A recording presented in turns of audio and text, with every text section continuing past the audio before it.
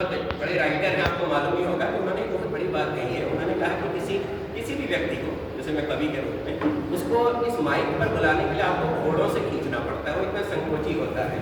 लेकिन जब एक बार पढ़ना शुरू कर देता है तो यहाँ से भगाने के लिए और अधिक घोड़ों का प्रयोग करना पड़ता है। मैं गांधी जी की बात भी बढ़ाते हुए आगे बढ़ता हूँ। तो मेरी एक कविता है, देखिए कविता ये है, कविता का शीर्षक है आफ्टर लाइफ प्राइवेट लिमिटेड।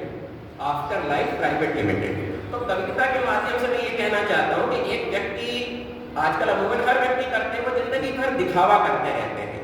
तो कविता के माध्यम से ये मैं बताना चाहता हूँ कि मरने के बाद भी क्यों नहीं दिखावा करें, तो केवल जीते जी ही दिखावा क्यों करें। तो उस कविता को मैं सुनाना चाहता हूँ, प्रस्तुत करना चाहता हूँ।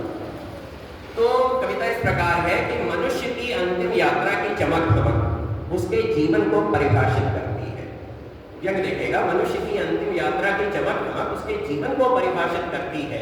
वह मरा भी तो क्या मरा कर कोई न बोले, जरूर खूब बड़े आदमी की अर्थी है। वो मरा भी तो क्या मरा अगर कोई न बोले, जरूर खूब बड़े आदमी की अर्थी है। जीवन पर्यंत जो रखता था सबको सदैव अपने जूते की नोक में, अगर अंतिम यात्रा बढ़िया ना हो तो क्या वो नजर उठा पाएगा परलोक में। तो चिंता चिता की कोई भी क्यों करे, जब सॉल्यूशन है उपलब्ध रेडीमेड।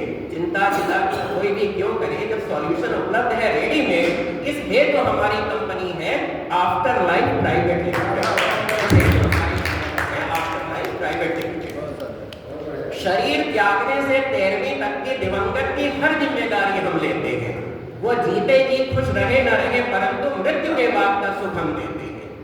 दिवंगत के शव को सजाने के लिए हम 3 तरह के पैकेज देते हैं। पैसे की तंगी है तो सिल्वर पैक है, परंतु अमीर गोल्ड या प्लेटिनम पैकेज लेते हैं। और यदि किसी को लगती है यह रकम हमारे पैकेजों की कुछ भारी, तो 13 माह की आसान किस्तों में अदा कर सकता है वो ये रकम सारी। धन्यवाद। साधारण लोगों की अंतिम यात्रा में बहुत अधिक नीरसता देखी जाती है, परंतु जो टीम हम भेजेंगे सब यात्रा के संग, वो राम नाम सत्य सुर ताल में गाती है। राम नाम सत्य सुर ताल में गाती है। और मृतक को शव यात्रा के संग चलने वालों में, मृतक को शव यात्रा के संग चलने वालों में मृतक को यदि चाहिए कोई नेता या अभिनेता, तो 10% एक्स्ट्रा चार्जेस देने होंगे। मुफ्त में आजकल कौन तनख्वाह देता, मुफ्त में आजकल कौन तनख्वाह देता। धन्यवाद। और शोकाकुल लोगों के लिए घाट में टेंट और कुर्सी का होगा इंतजाम। चाय स्नैक्स भी तब तक बढ़ता रहेगा जब तक शवदाह का चलेगा काम। और मुखाग्नि देने हेतु माता पिता को यदि पुत्र असमर्थ हो विदेश से आने में, तो वो ऑनलाइन भी अग्नि दे सकता है यदि इच्छुक हो वो ये फर्ज निभाने का। और हाँ, ये बहुत बढ़िया स्कीम है, देखिएगा। और हाँ, 13वीं के बाद हम लोगों के पिछले 13 दिन के रिव्यू लेते हैं। 13वीं के बाद हम लोगों के पिछले 13 दिन के रिव्यू लेते हैं।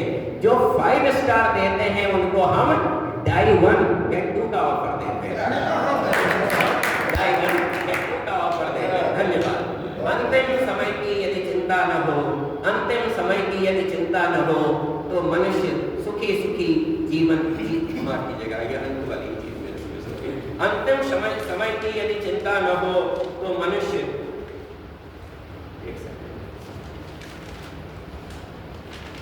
अंतिम समय की यदि चिंता न हो तो मनुष्य सुख चैन से जीवन व्यतीत करेगा और आफ्टर लाइफ प्राइवेट लिमिटेड का मेंबर खुशी खुशी जिएगा, खुशी खुशी मरेगा। बस 1-2 मिनट और। तो एक कविता, क्योंकि बहुत मजा नहीं आया, तो रिदम में नहीं बोल पाया तो मेरे को कुछ अच्छा नहीं लगा। तो सुनिए, एक कविता मैं सुनाता हूँ आपको, और ये सच्ची बात है। मैं यहाँ पर लखनऊ के एक प्रतिष्ठित सरकारी ऑफिस में गया और वहाँ मेरे संग जो कुछ भी हुआ मैंने उसको कविता के माध्यम से उसको लिपिबद्ध किया है।